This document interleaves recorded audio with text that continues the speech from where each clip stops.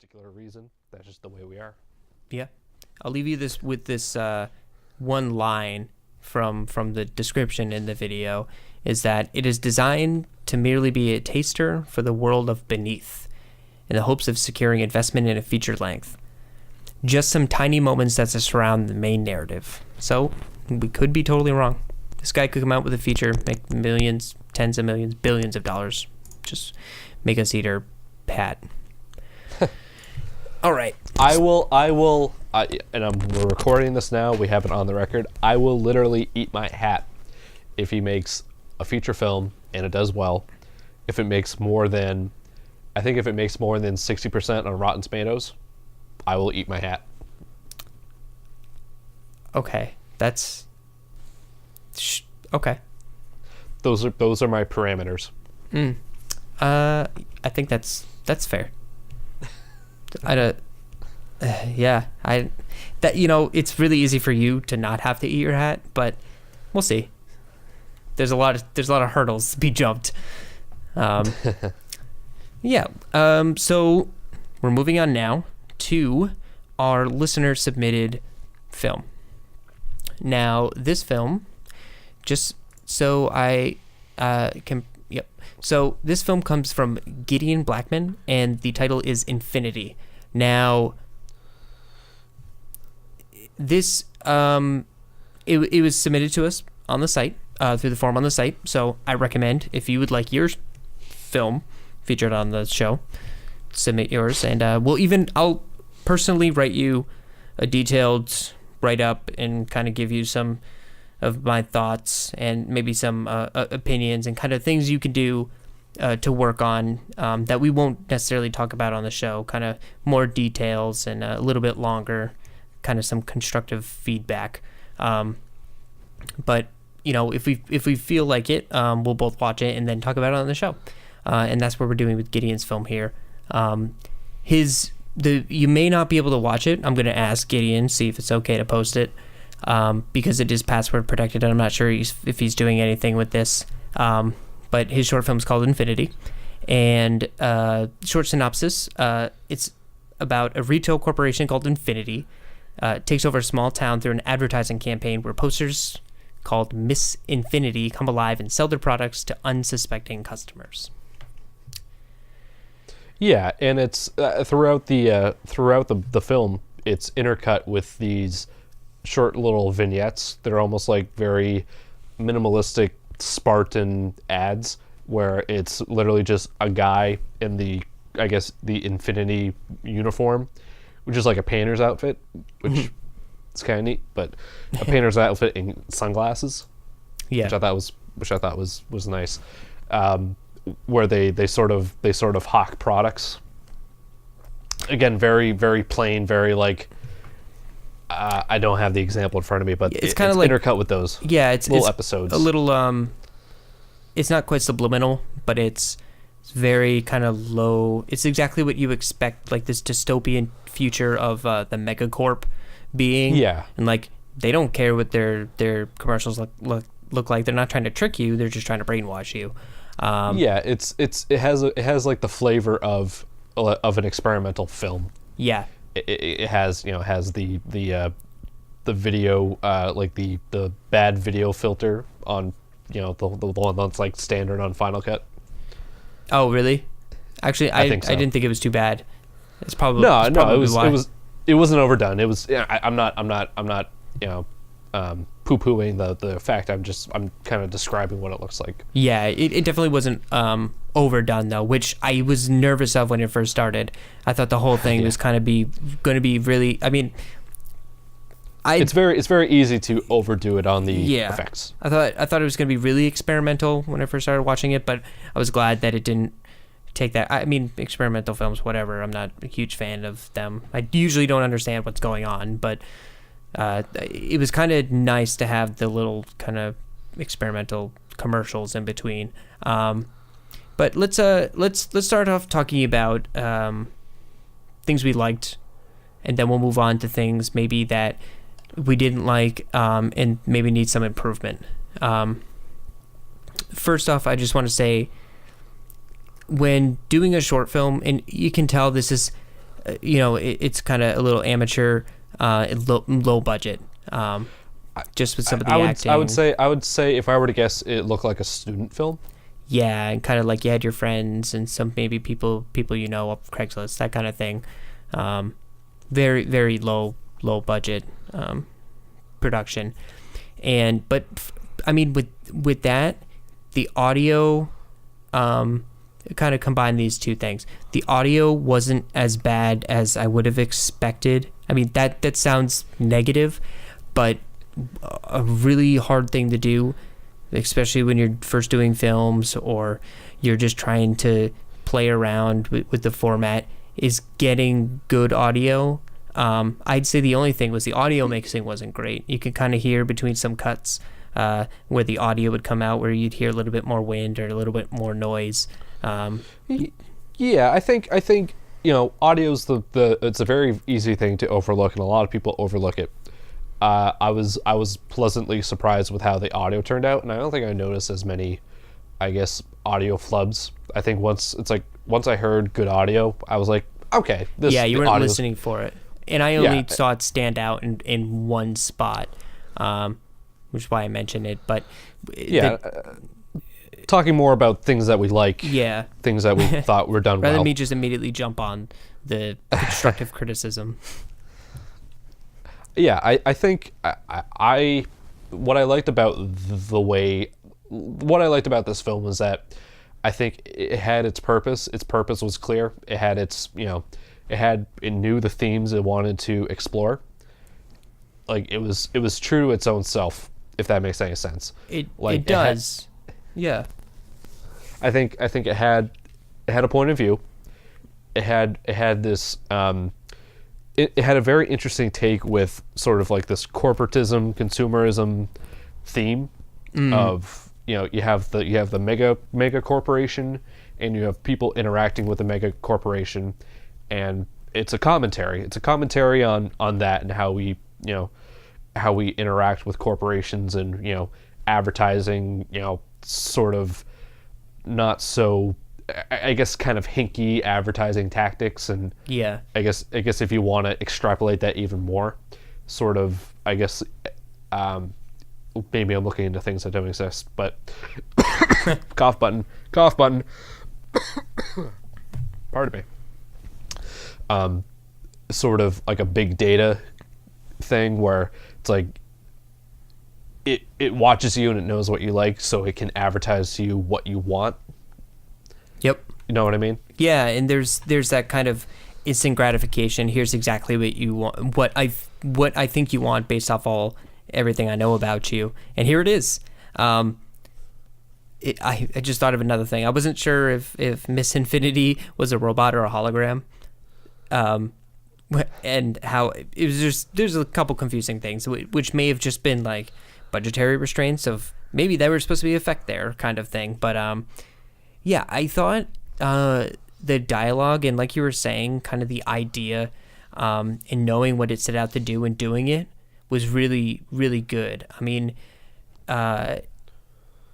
when you take up, usually if a student or someone comes up to you and says, I have this idea and this is it, you kind of take a step back. It's like, well, that's kind of big, right? Right. But I think here, keeping it within like just one guy and then seeing other people, telling a big story in a big concept in a small way, rather than a small story with the other way around. Right. Which we could actually a say big concept in a doing. big way. Yeah. Yeah. It's not. That makes it a lot easier to control what's going on and what you're trying to put across. In the way you said that, it reminded me of the Spike Jonze movie Her, in a way. Yes. You see. I honestly forget what the Joaquin Phoenix character's name was. It was weird. What was his name? What we I'm could not do? in front of my computer. I'm gonna look it up. You're in front of your computer. I'm not. It was a weird. Theodore. Yeah, it wasn't weird. Theodore. It wasn't weird. No. Joaquin is weird. Yeah. But I guess not if you're in Mexico or Spain. But Right. But you're right. That's a good comparison. Yeah, it's this. You're looking at the in this case, or in the case of the movie Her, you're looking at the world through his eyes, and kind of you're building the world through his eyes and his experience with the OS, and his interactions with people who are also interacting with their OS. Yeah, it's not about the big world, idea. It's about him. Exactly.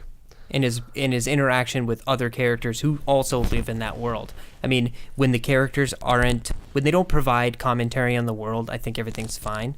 Sometimes when the world is so silly, that commentary, you need a character who brings everything down to earth.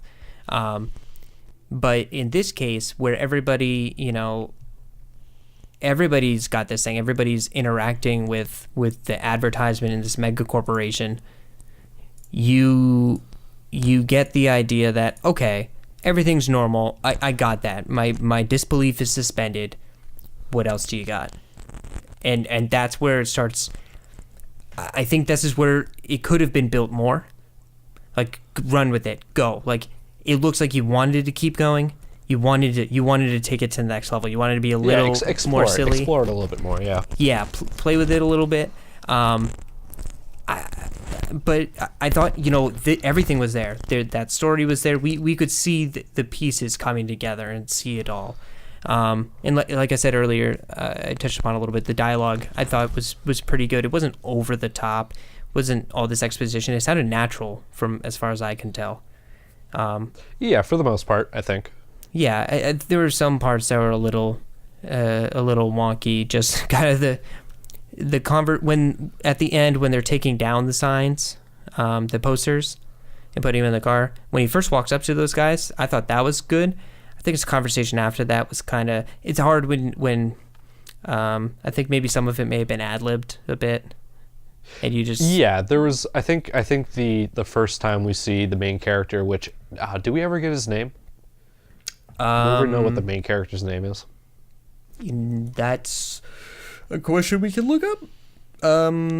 Daniel, maybe. Sure. Daniel. I honestly don't remember. I guess, quote unquote, meeting the main character. But we might not have. His first interaction with Miss Infinity, it sounded ad-libbed because he was sort of scoffing and mumbling a lot. Yes. Which kind of took me out of it, to be 100% honest. Confused guy who just makes noises thing that happens in some lower. Yeah. I don't know what to say, so I'm just gonna do something, either with my hands or with my mouth, or both. But when it first started, coming right, I thought it was a good effect. After the fact, coming right into the ad. Coming right into the kind of fake ad for Miss Infinity. But then when she popped out of the poster, I immediately thought it was going to turn into a porno. And I'm not sure if that was just because of which actually the production design behind it I thought was pretty good. His apartment, I wasn't usually with lower budget stuff too. You look at the apartments, you look at the costumes, look at all this other stuff, and you go, well, it looks like they just co-opted somebody's house. But this it didn't look planned, but it just looked natural. You weren't distracted by anything. And that's the thing too. I think when you shoot, like, we're gonna shoot in my bedroom, and you have like a poster up, or you have a lot of distracting things in your bedroom that, like, you obviously just like co-opted the bedroom. Yeah. Or like that stuff can get very confusing, but it didn't do that. I think it was very natural. I think it was very. I agree with you what you're saying. Yeah. And sometimes if like the bedroom's the worst, your own bedroom's the worst place to shoot. Because if you have all this stuff that's distracting, that's just a bunch of different stuff. Like, good set design looks like somebody actually lives there, and yet it still looks like a set. It's somewhere between your own bedroom and a display at IKEA. Good set design is almost that you don't notice it. Right. It should just be it describes the part of the character. It's just an extension. That person lives there. Nothing's weird about it, and you don't notice it. It's just a natural environment for these people to be existing in. Yeah, exactly. So I thought that was good. I don't know if that was intentional. I actually don't know if what the budget for this was. I'll believe IMDb. There's an IMDb page for this. It says £1,900. So that's, I would believe it. Like if you're paying some people, feeding people can get expensive. So renting stuff. Yeah, that's and you know what? With such a budget like that, in U.S. dollars, what would that be? Like 2,400, something like that. Something like that, yeah. 2,800 as of right now. Yeah. I'm like except for the last time we tried estimating euros to dollars, I didn't do very well at all. But which is actually, I guess it's like close to even now. Oh yeah, we're catching up. Most of our fans are in the US. So USA. Yeah. But yeah, I thought that actually the soundtrack for the commercials was really good. When I was watching it, I kept thinking to myself, I like this, but I'm not sure if this is taken from something. And then I saw there was somebody had actually done the soundtrack for it. So that was exciting. I always love good soundtracks, because that really makes something. Yeah. If we can rewind real quick. Yeah. I think something we forgot to talk about in Beneath was that he did score it himself, and I thought the music was okay. I didn't find anything wrong with the music. I think almost if you don't notice it, it's good. I don't know. Yeah, I actually don't. I don't specifically remember the music. I think it probably just didn't stand out to me. Beneath was also on a very, very small budget too. So you can look at these two and say, these are both on the same budget. One's, somebody has the technical ability, but I would give my money to the Infinity guy. Can I see what he comes out with? Because he just needs to get the people who have that technical background, and he can assemble something together that, has that story, and it's kind of got this idea behind it. That's not the knock, maybe his name's Al, right? Yeah, Al from Beneath. Maybe he's just not. Maybe he's a better director and editor and musician than he is a writer, compared to Gideon, who maybe he writes better than he does other things. So, everybody's got their strengths and weaknesses. You can kind of see this here. This was a really good dichotomy of films. I agree. Yeah, I think common thread. They're both made in the UK. Yeah. Very similar budget. Small crew, small cast. Much different scopes, I guess. Yeah. They're basically they're kind of opposites. How we've positioned them. So yeah, if I would say one thing to work on with Gideon is when you have an idea like this, try do something that's not safe. I feel like this was a safe thing to do, even though it's a little quirky and weird and a little experimental in parts. Bring that throughout a little bit more. There was a little bit of lack of conflict going on. I didn't feel as much for when he went and got her at the end. It kind of felt just oh, this happened. Maybe there was a part missing. I don't know, but there wasn't enough conflict when they were in the bedroom. Just the one scene wasn't enough for me. Yeah, it was more I think the main conflict was that your main character is uncomfortable with what's going on. Right. And that's really the extent of your conflict. It's not even man versus something. It's just man's kind of uncomfortable. Yeah. That's your conflict. And it's I would say this is a comedy, so I mean with comedies you can do that. That's it's like every comedy, he's uncomfortable. Yeah.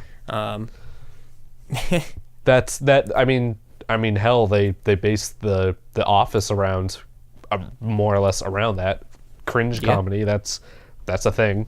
Yeah. I mean, and this also has social commentary, so it's. I think it's a great start to keep doing similar things. Kind of this adding all these layers in. See, we're talking, there were technical things with this, but we focus on the characters and everything more with Infinity than Beneath. Yeah, I think if you think thematically and you kind of pose the question, what is this movie about? I feel like you get a clearer answer with Infinity than you get with Beneath. Yep. So I'll ask you, what's Infinity about? Thematically, what's the, I guess, the big picture thing that the movie Infinity is about? So it's about our struggle as a society to deal with advertising and invasive technology, and what happens when we can't get away from it. It's everywhere. It becomes part of who we are. Yeah, I think that's how I would describe it. And what is Beneath about?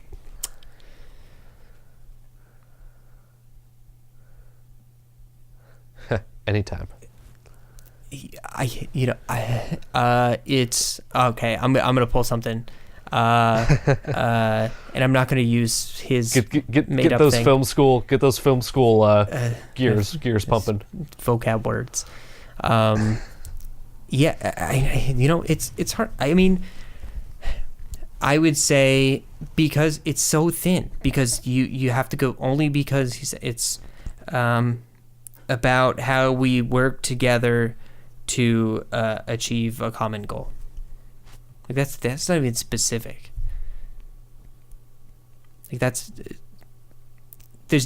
it's too flimsy thematically to work in any way on a deep level. The film is shallow. Yeah, I agree. I think that's the best way to put it. That I think Beneath, while more or less technically sound, was very shallow. It was, weak in the parts that matter most. It's all about face value. It was all about, the set dressing and I'll say it again, the world building and the tone setting, and it, setting the atmosphere, but not telling a story. Yeah. Whereas Infinity, while okay, I don't think it told a story as much as it did provide a commentary. I think it did a better job of providing a commentary than it did more or less telling a story.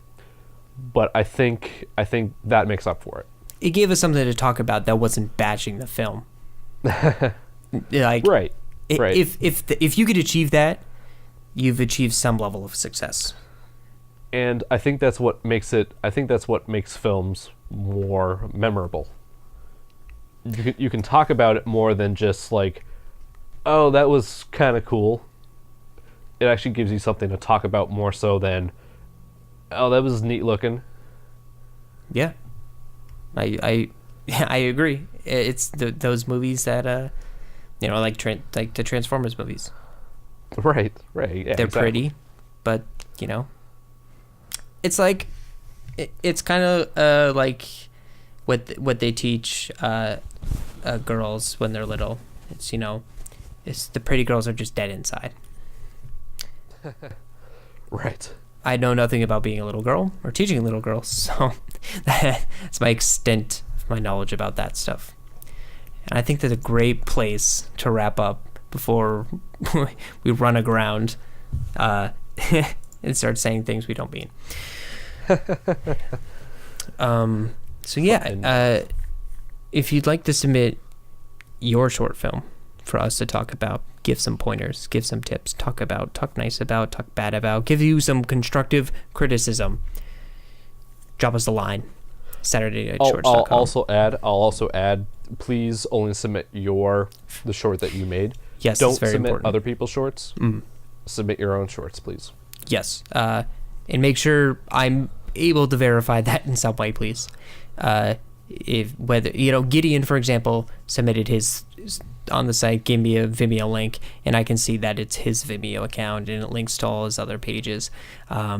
So that's good, and he's active on it. It's not something he posted 4 years ago, and like, hey, check out this thing I made in 2011. It's very recent. Yeah, I don't think I had much else to talk about. No. I think that's it. Like us on iTunes. Leave us a rating and review. We'd love those. Tell your friends to subscribe. Share on Twitter, Facebook, all that social media stuff. I don't even think we don't have a Facebook page. We're on Twitter though. No. Yes. Definitely Twitter. Tweet when the shows go out. So that's good. Share it throughout the week. Yeah. Do our social media job for us. It helps with all that ad money we're getting from our sponsors, like the New Hampshire Film Festival. I've basically just cut all the ties I had with the New Hampshire Film Festival. We should start a new form of advertising where we just it's negative. We talk about it a lot. Like maybe Transformers is someone who sponsors us. But we just name drop them all the time. Any press is good press. Yeah, for them it is. It was the top. It was like the top. Made the most money last year of all the movies that came out. Yeah, I paid to see it in the theater. I don't know why. Don't judge me. And anyway, I'm Joe Collins. And I'm Matt Gillespie. And we'll see you guys next week. Bye. Bye.